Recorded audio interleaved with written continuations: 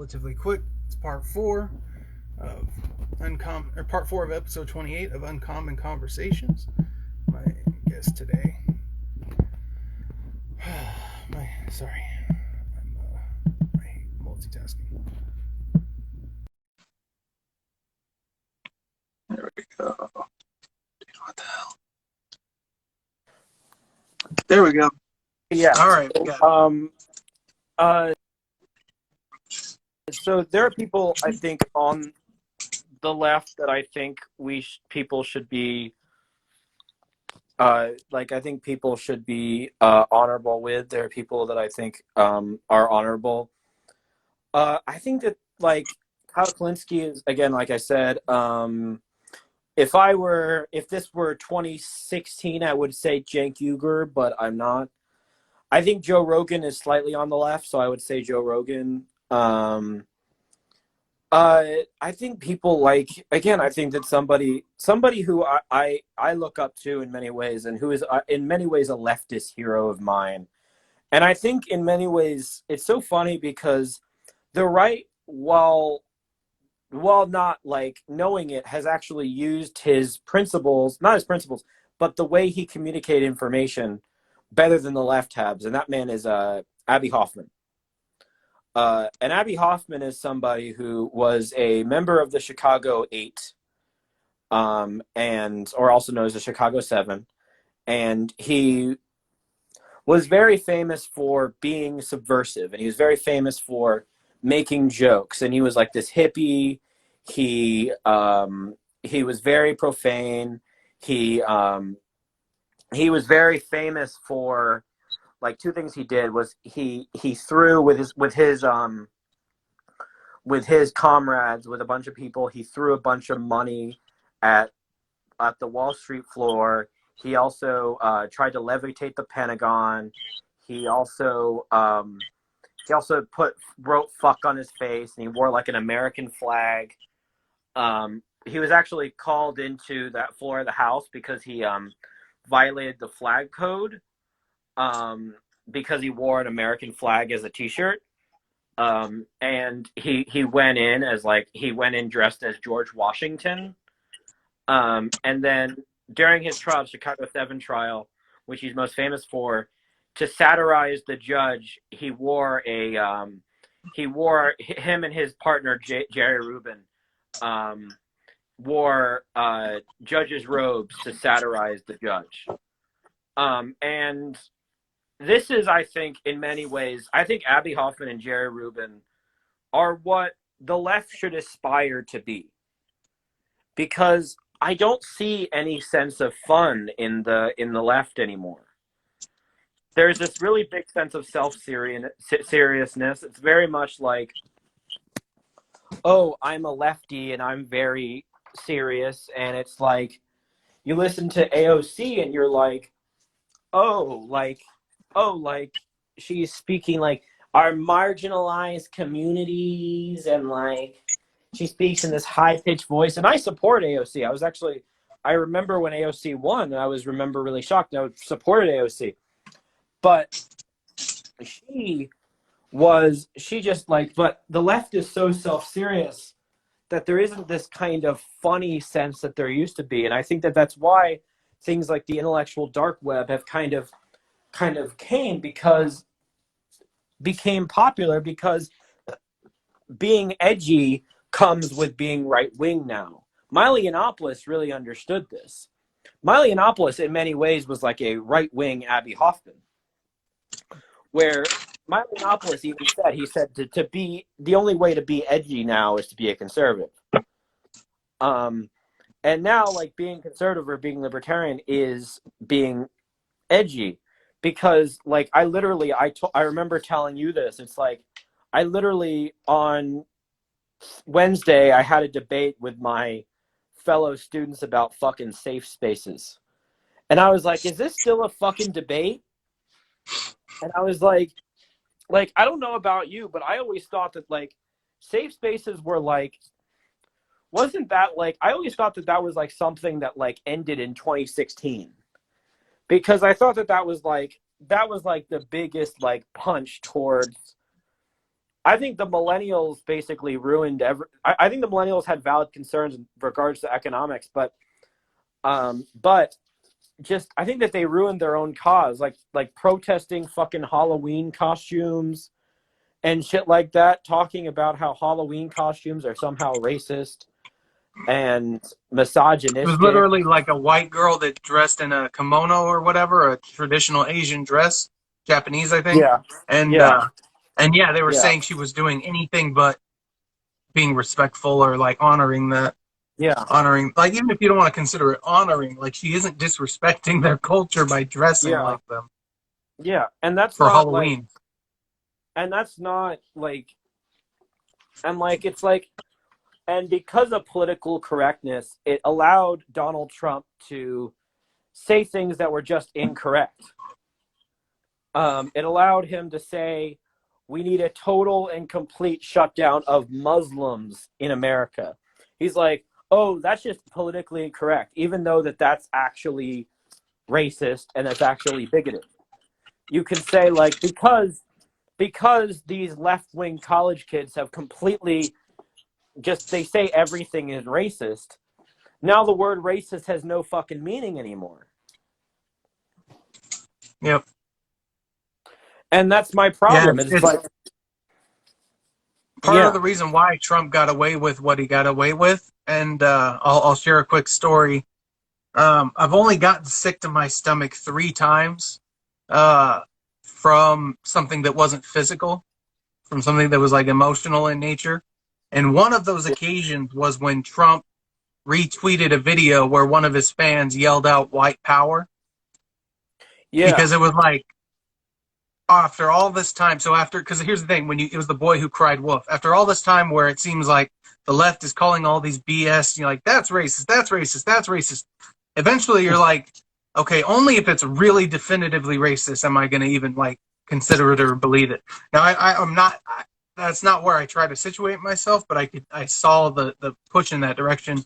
And with Trump, like, he was able to cross lines that were definitely over the line.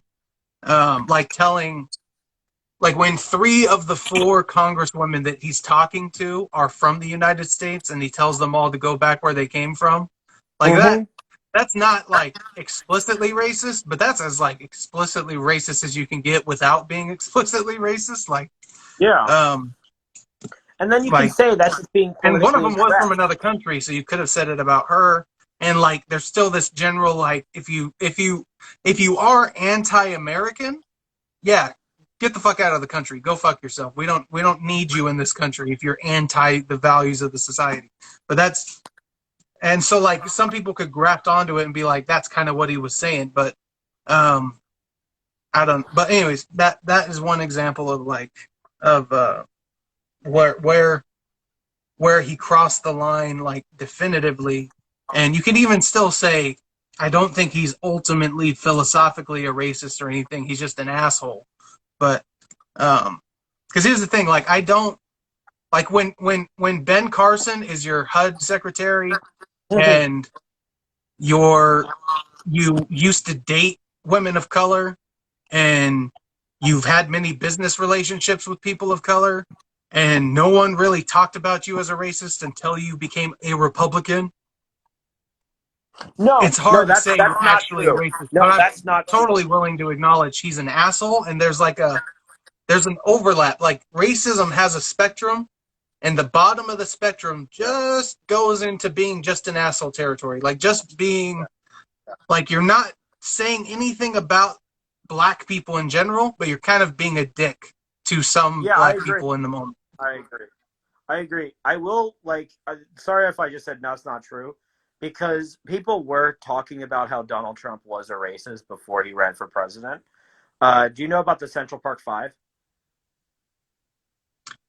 Yeah, they were a group of 5. So was it one of them was innocent, or they were all innocent, but they were No, they were all basically innocent. They were all okay, and they innocent, were and they accused of were. raping a white girl, and he went full bore with it and was like, we need He to wrote. string these men by their genitalia or whatever. Yeah, He was real hard ass yeah, about it. yeah, Yeah, and he also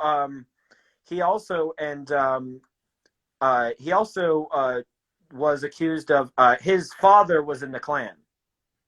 Yeah. Because his father was in a big fight between the KKK and the police back in like the 1910s, and he was not a Yeah. police officer. But here's so you touch on something. I don't go this deep on the racism Trump issue just because no one is really in a position to go that deep with me. Yeah. But to me, what I see Trump as is a guy who comes from a racist family who was it was the rich white upper elite class of that era. They were all racist. Presidents were sworn into the KKK in the late 1800s, early 1900 or mid to late 1800s, I think. And so I think Trump came from two orientations that made him ultimately be a hero for the other side. One is he came from a rich family, which meant from the time he was 18, 19 years old, becoming an adult, he had money, he had associations, he understood big time politics and international capitalism and all that stuff. And so he had this separation from regular people and this class interest, but he always sort of seemed to be the blue collar billionaire, and his political policies were economically populist in nature. They were economically in favor of the people. There's no getting around what he produced for the people. We could get into the details of that or whatever. And then the other one is the racist thing, where his dad was a rich white man in the early 1900s in the upper elites of society. He was absolutely a racist, and or at least a member of the KKK. There's all those associations. And I think Trump came out of that and over his life rejected that worldview, and many of his actions would illustrate that. And because there was a lot of truth to the idea that, like, so here's the thing: Republican policies are not racist in nature. It's the left that sort of writes into them or colors in between the lines to say it's racist. But if you're talking about lowering taxes, that has nothing to do with race, obviously. If you're talking about the corporate income tax rate, that has nothing to do with if you're talking about criminality, some people will associate criminals with certain races, but criminality is an issue separate from any kind of a race. The drug war is expanding, like what Reagan did with the drug war. That was racist. Yeah, I think there was racism behind the drug war. Well, the initial drug war, reefer madness, in the first stage where they got hemp illegal, where they made hemp illegal, they literally used racism to make it happen. So like that, that is definitely, you can't argue that one. As far as like the war on drugs and stuff, Nixon aid. Do you know that a Nixon aid, because Nixon basically started the war on drugs, the modern war on drugs. A Nixon aide said in the 1990s, I think it was the 1990s, he said, the reason we made drugs illegal was to get back at the blacks and the hippies and make them so that they can't vote, because the blacks and the hippies are not going to vote for us. That makes a lot of sense. And as a political calculation, because here's the thing: if you can be robbed of your right to vote here's the thing: if you're behind bars, I think there can be an argument you can make the argument that you shouldn't be allowed to vote behind bars because you've relinquished your right to be a citizen. But once you've paid your time and you're back out, I think you should regain your ability to vote. I agree completely. I agree completely, and I do think that you should have your rights as a citizen. I think that I think you should have your rights as a citizen, and so it would make sense that Nixon used that, or that even just the powers that be of that era use that policy to shift political power in the decades to come. It makes all the sense in the world to do that. And they did, and like you said, they did. The proof is in the pudding. This isn't a hypothetical. We saw this. Yeah. And Nixon was very famous for for getting back at his political enemies through the criminal justice system.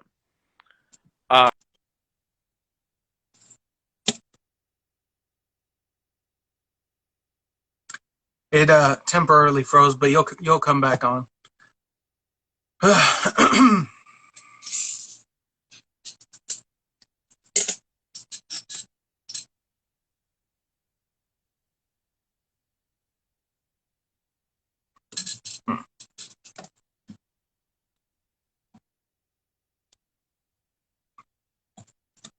will be interesting.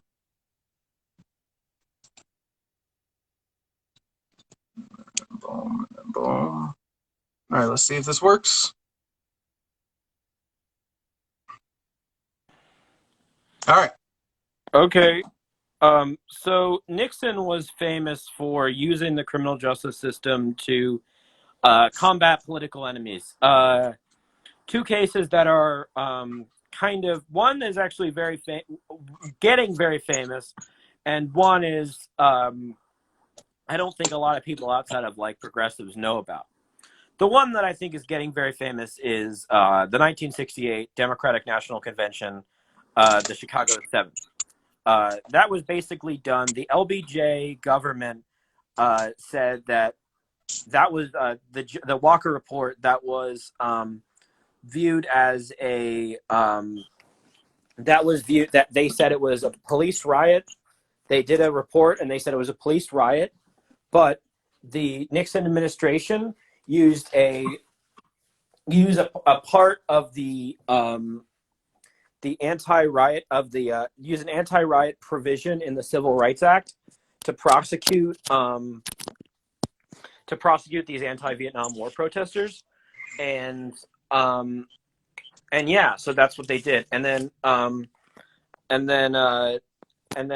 in society they I'm just gonna get a drink of water and then I'm gonna come back. I'm really close, but yeah. Yeah, go ahead. But yeah, so So what they did is they got progressive. So they basically were gutting back at these progressive. So they basically were using the criminal justice system to jail these radicals. And the second big thing that I think has been talked about a little bit, but not by mainstream society, is that Nixon tried to deport John Lennon for being anti-war. So he basically used like a very kind of he used like I think one weed arrest that he had, and he said, "This is the reason we're going to deport you back to England." Lennon had to spend well over $1 million to have a legal defense to keep him inside the United States. That'd be like 1.8 to 2.2 million now. That's a lot of money. That's a lot of money then. Especially in those days. And that's why Lenin in the end of his life was not very political, because he had to do a lot of very goody things to stay in the country. And Lenin is like, I think, another person who is kind of a leftist hero, because the man was just a very artistic guy, very funny guy. We don't have like a John, like this is the problem with the modern left, is like, look at like our heroes basically. Like, I'm just looking at people like Pete Buttigieg, and like I'm trying to think of like another one, like just these left wing, like people like John Legend and shit like that. Heroism on the left is like a function of your identity, not what you've done. Yeah. Like Pete Buttigieg is a hero, and he's brave because he's a gay mayor who's willing to stand up in front of homophobic America. And Kamala Harris is a brave and heroic woman because she has a vagina and is of Jamaican and Indian descent. And blah, blah, blah, blah, blah. Like that. And it's the shallow heroism that's no good. And they'll say she's African American, even though by definition she's not African American. Yeah. It's so funny She's because American American. she's American American. But Or by the way, Asian just I American. know the word African American, we need to just call them black people Yeah. because, like, I remember Idris Elba was once asked this point, and he was like, "How is it like being an African American actor?" He's like, "I'm not American." Because there's black people, not just in, it's very united, it's very nationalist in some ways, because it's like, there are black people all across the world. They're not just in America. And to the Jamaica point and to empowering black people, there were black Moroccans here in the United States, and like there were black people here in the United States like before the colonizers and with the colonizers. Like it was not, some black people were brought over in the slave trade, but black people had already ventured and gotten here before then. And that's a really interesting and important part of history to point out for the sake of the self-esteem of the black community. They very much, like, their story is you were conquered, you were beaten down, and now you slowly fought to try to be close to equal. That's not true at all. The greatest civilization in history, Egypt, ancient civilizations, Egypt, is African. Like literally, like they have the culmination of society in past times where civilizations popped up, and they have so many, like, first off, like the slave like the people that were sold into slavery weren't sold in Africa by like conquerors. They were sold by other Africans. So like the slave non-slave, like slavery is a human institution, and the slave non-slave barrier is not a racially uniform one. There were black slave owners in America. Now, was there racism? Was there all these things? Like the gist of what people talk about is true. Like, yeah, for sure. And America, as an institution, allowed slavery. And so as an institution, as a whole, we have to be responsible and account for slavery. And so I've actually done the math on what reparations would look like adjusted for inflation, and it's not as much as you would think. For every slave that existed in the United States up until 1963, you would get, for every one of those lives, you would get, because they lived an average of 36 years, and 1 year's wages in agricultural labor it was like $100, $105 a year at that time. So anyways, adjusted for inflation and everything, $125,000 is per slave that existed before would be entitled to the descendants of those slaves now. And so here's where I talk about the reparations issue differently than most people. If you wanted to say that under the proper laws, those slaves would have been given fair market wages for their labor at that time, then you can say definitively their loss, what they were robbed on, was payment for those wages during that time. And so what would be owed would be a payback for those wages that were not properly monetized. And so that's sort of how I came up with this number. And so, yeah, per slave that existed under the United States from 1776 to now, you would get $125,000 in today's money split amongst their descendants. So if it's 10 of them from back in the day or whatever. So if you wanted to say, if the math worked out to where every black American today got the 125,000, like let's say the math works out that way, which I don't think it would, it'd be less than that, but let's say it works out that way. That adds up to, there's about 45 million black Americans. That adds up to about 1 year of the federal budget. So it could be done, and it would not be tens of trillions and all this stuff. It'd be about $4.5 trillion if every black American was given that payout of 125K.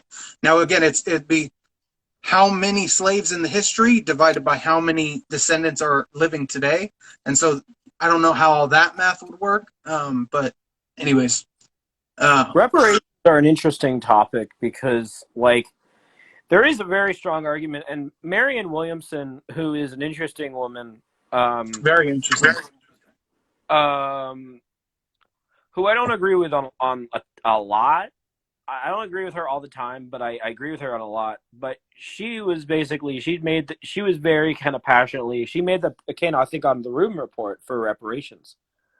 Um, and I think her point was like, and I don't want to put words in her mouth. Her point was like, Germany, for instance, really get us out of slavery,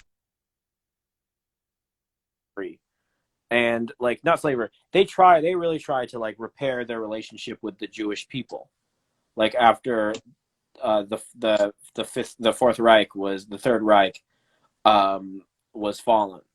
They really tried to kind of repair the relationship with the Jewish community, and I think they did do reparations. So, and it's illegal, and it's illegal today to do a Nazi salute in Germany. You can get put in jail for it. Now, I don't think that should be the law, but that's the degree to which they've tried to make up for that past failing. Yeah.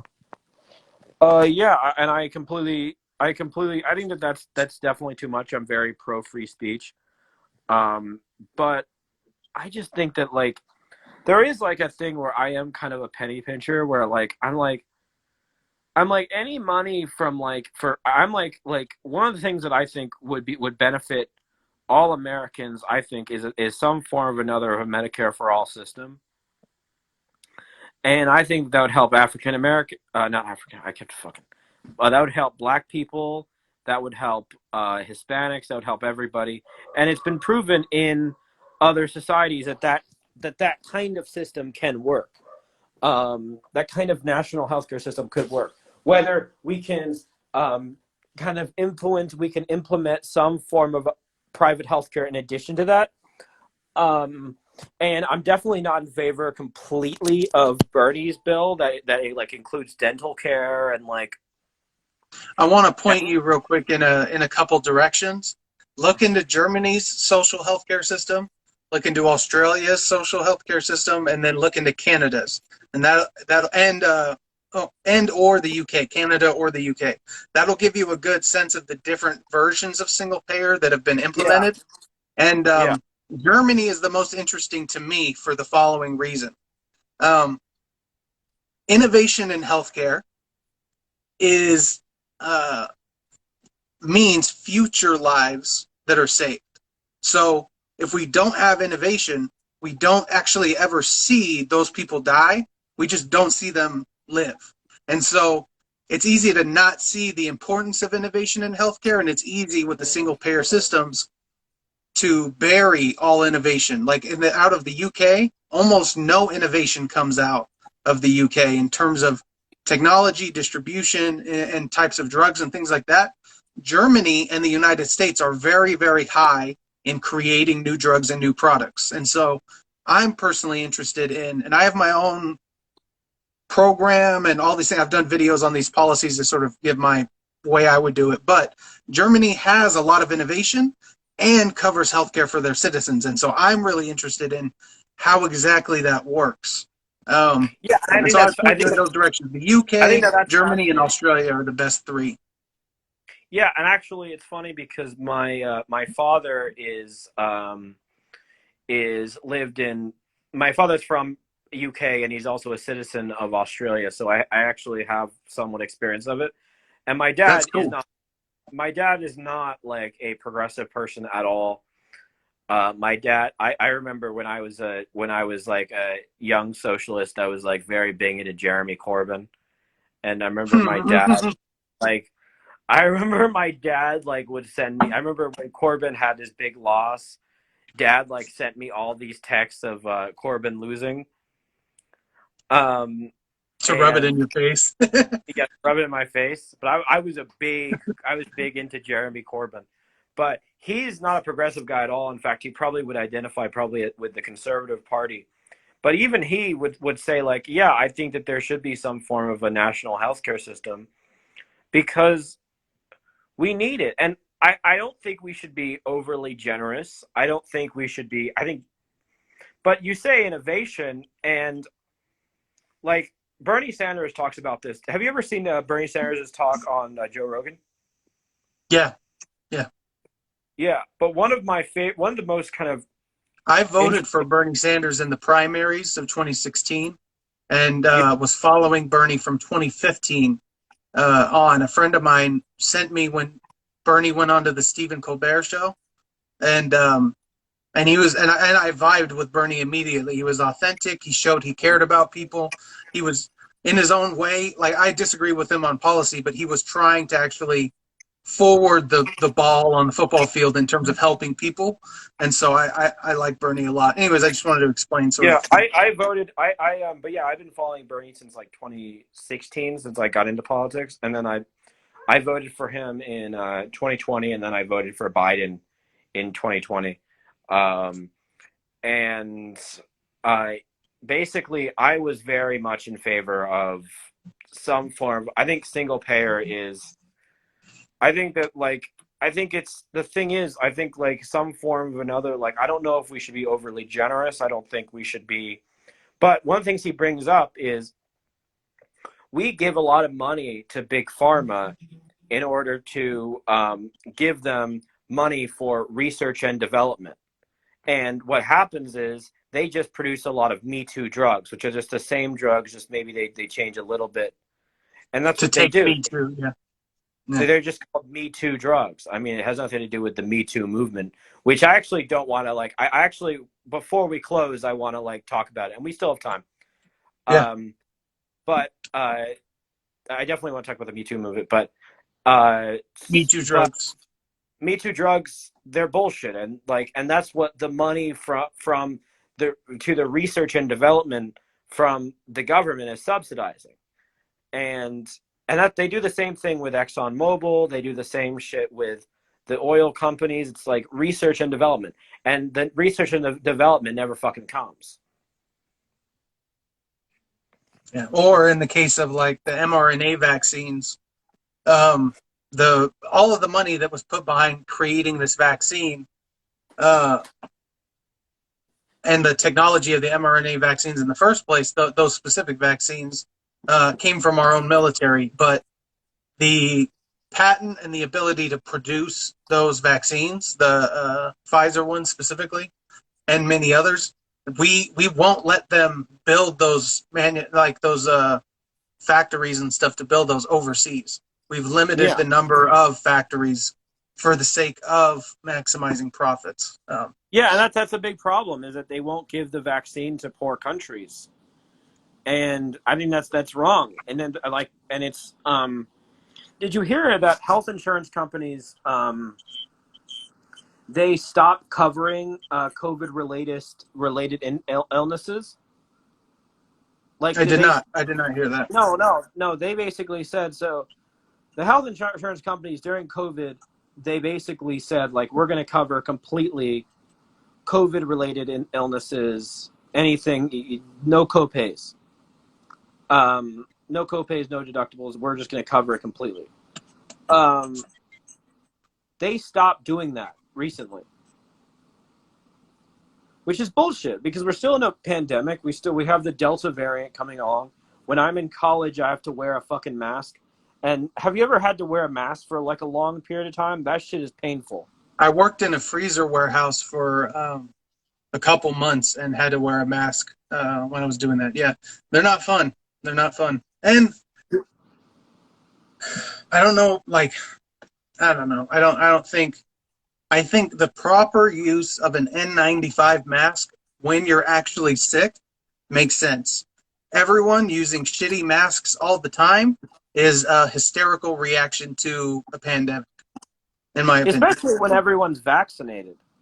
Yeah. One of the things that so from your perspective, because you're kind of oriented from the left, there's this back and forth debate where it's you get the vaccine because you're doing the right thing to protect other people. But then there's the thing is the vaccine is protecting you, and it's the other people that aren't vaccinated that are at risk and assuming the risk. And so there's this idea that if you're unvaccinated, I understand that they say that you're risking spreading the disease more so than if you're not. But to whom? To the unvaccinated who are choosing to be unvaccinated? So That's their this risk is what to the this is vaccinated. what Well, they wanted to be vaccinated. So I'm struggling with this that. is what I've heard. This is what I've heard. Again, this is purely what I've heard. I'm not a scientist at all, so but this is just things that I've heard, which is an unvaccinated person can cause a breakout illness in a vaccinated person. I think what they're so when they say breakthrough case, I think that just means that you're vaccinated and you like it still broke through, it still managed to get you. You can still, Yeah. and this is just my understanding of it. I think you can still spread the disease, and so. I think the vaccines will make it less likely for you to get it, and so if Yeah. you don't contract it, then you aren't spreading the disease. So it does help on that front. But once you um, once you do contract it, even if it's minor, and that's the main thing that the sort of, or not the main thing, but anyways, if you do contract it and the vaccine's doing its job or whatever, I think you still have the same viral load as someone who is getting it without the vaccine. It's just your body's fighting that, Yeah. and you might recover sooner. But I still think it can still be like two vaccinated people, like one vaccinated person can get it and give it to another vaccinated person. It's just going to be less likely.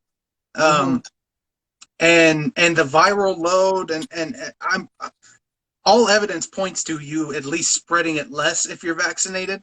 But again, the question is like, you're spreading it to whom? And what are those people's choices and what are they doing? So it's like, if I spread it, okay, I'm spreading it to someone who's unvaccinated. Well, they're also unvaccinated. I'm assuming I was or whoever, we'll say.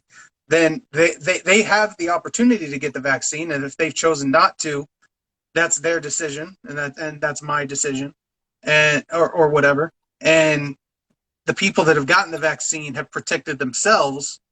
And and this is unrelated but related. We'll never get rid of COVID in the globe. Like, that's not happening. We're never going to chase it down on all corners and get every single section of the world COVID free. Like that like it will evolve too quickly for the vaccines to get rolled out fast enough. Well, maybe not. Maybe you could shrink it all down fast enough, but it would be very difficult to pull off. And because of world governments and everything, damn near impossible. And even then, you vaccinate everyone. Again, you still have those breakthrough cases, so there's that issue. And then I also wanted to bring up the border. The only metric I've seen is 20% of the people tested at the border are positive for the Delta variant specifically. This is And so actually if we're something bringing where I in break with tens of thousands of people with COVID over the border and just injecting the country with more and more of this disease, why are we asking any fucking citizen to do any fucking thing if the government itself is perpetuating the problem? That one in particular really is No, you like, got me. You got me. Like I'm probably to the right on immigration. Like I'm very much. I think that people who have worked really hard and people who are here and are not violent should be given some form of amnesty. But I'm also definitely. I think that it's vital to actually, if you're a hardcore libertarian, that actually is the only real way where an open borders ideology can really work.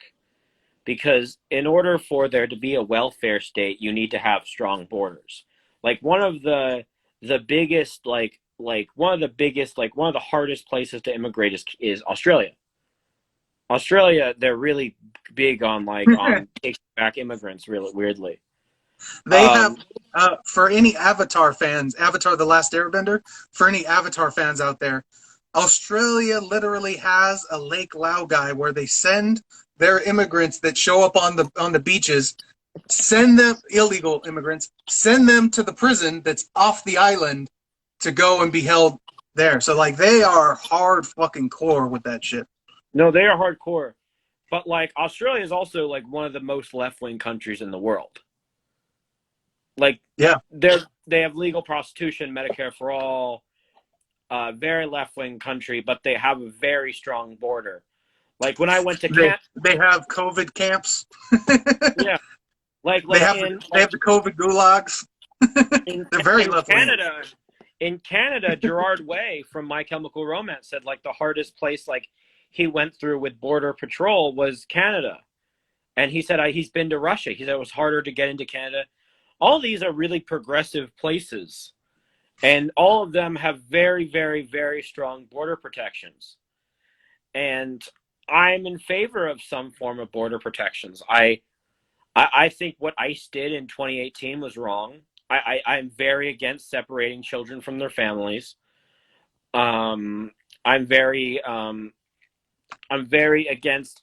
I think ICE has actually done really awful things. I think that they have invaded civil liberties, but I think it's very, very important as a country to have a border and to kick people out that have illegally immigrated.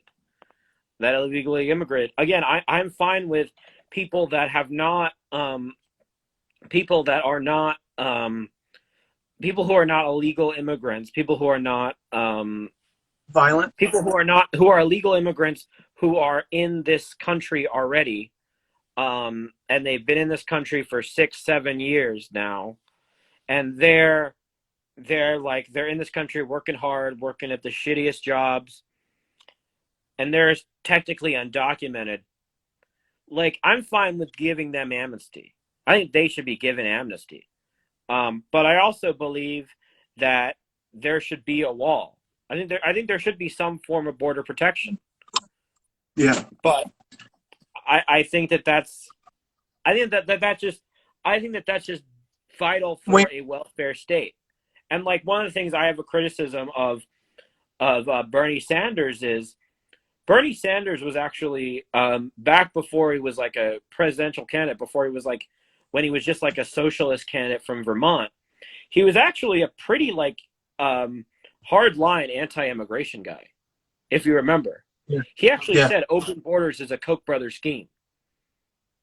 Yep. Like he was very I wouldn't say he's anti-immigration, but he was very very pro like border patrol and things like that.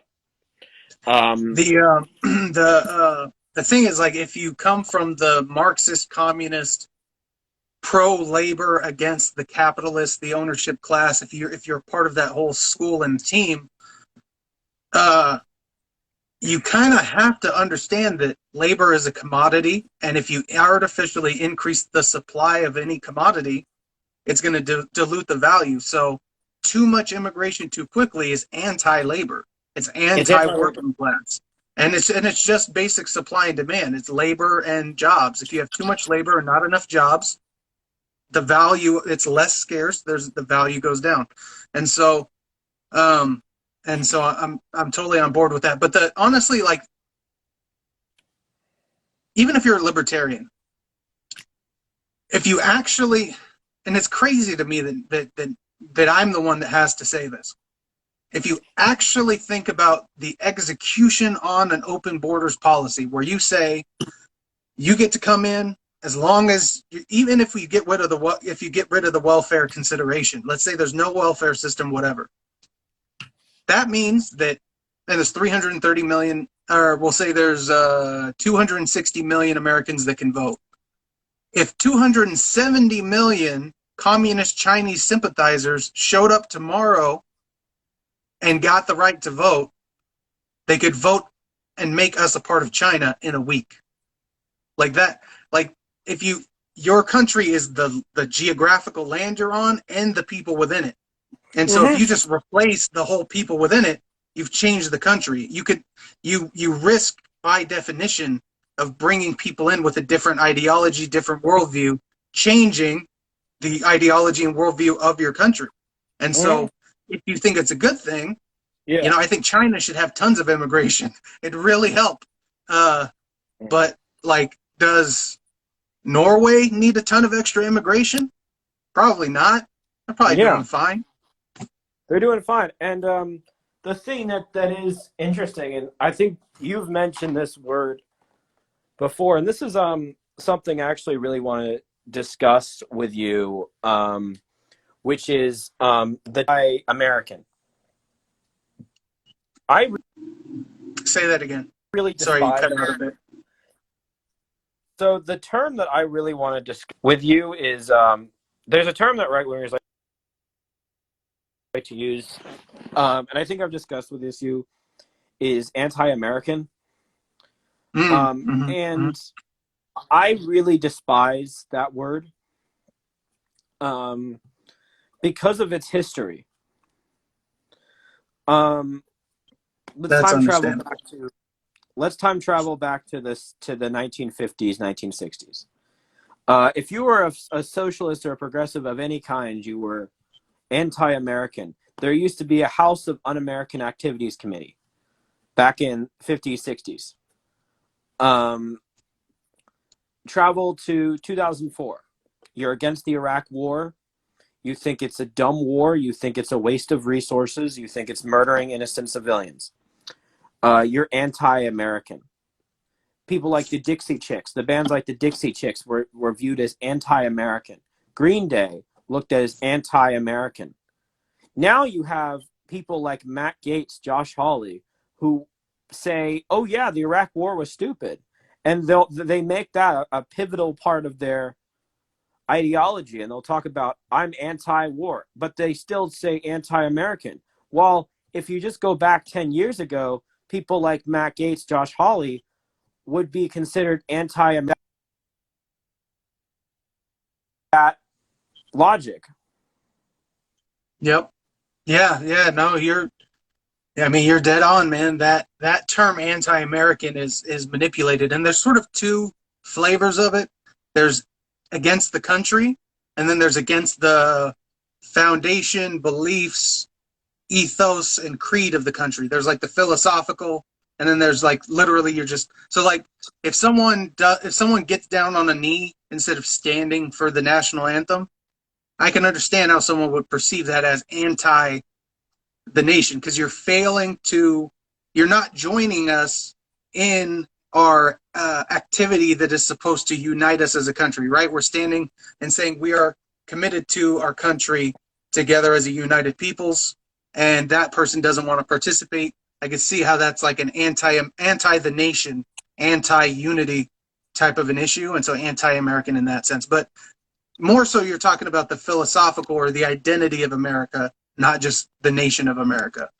And as far as that goes, that had been manipulated 12 ways from Sunday for political purposes across the board. Like there's people that say a ban on abortion would be anti-American, and then there's people that say that abortion is anti-American.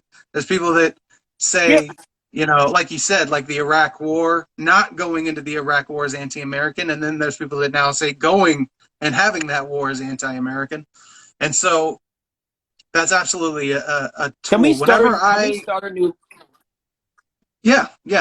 I'll drop it right now. We'll hop right back on. Yeah. Okay, cool.